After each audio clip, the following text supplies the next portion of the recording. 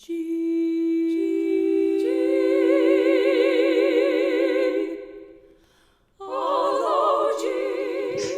everyone.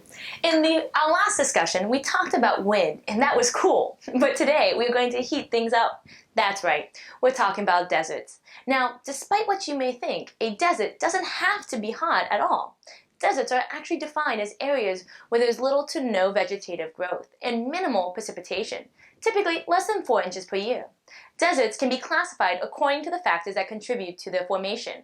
The first factor that can cause a desert formation is global air currents. Warm air can hold more moisture than cold air, which is why we have tropical climates and rainforests. But at around 30 degrees of latitude above and below the equator, rising warm air currents can cause rapid evaporation, resulting in less precipitation. At these high temperatures, plants require more moisture to sustain themselves. However, this rapid evaporation and limited precipitation inhibits plant growth in these areas, forming deserts. Another factor that can contribute to desert formation is topography, or elevation.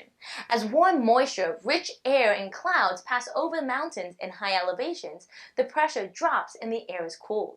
This results in precipitation, which removes moisture from the air. Once it reaches the other side of the mountains, the air is now dry and warms rapidly, causing evaporation. This effect is known as a rain shadow because the mountain is essentially casting a shadow over dry air on the neighboring area. This effect is known to occur in the western United States and contributes to the formation of the Mojave Desert and Death Valley regions. Oceans can also be a reason for desert formation. Areas that are far from the ocean may receive less precipitation because there is no source of water that can evaporate and condense.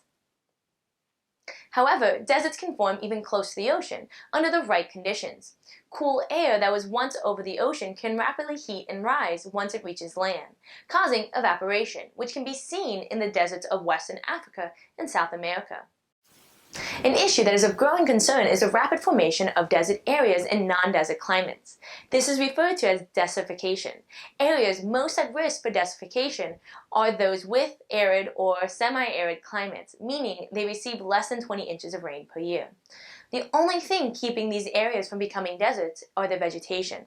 Plants tend to protect the soil and increase the retention of moisture, fighting desertification. However, the destruction of vegetation along with climate change is putting these areas at risk. Lack of vegetation increases soil erosion and inhibits future plant growth. The long-term effects of desertification include more severe droughts and lack of soil fertility, making it impossible to use these areas for agriculture and cultivation. Climate change and the risk of changing weather patterns also may mean the expansion of desert climates and the formation of new deserts. Hopefully you found this lesson insightful and it wasn't too dry. Until next time, have a wonderful day. 2, 3. G.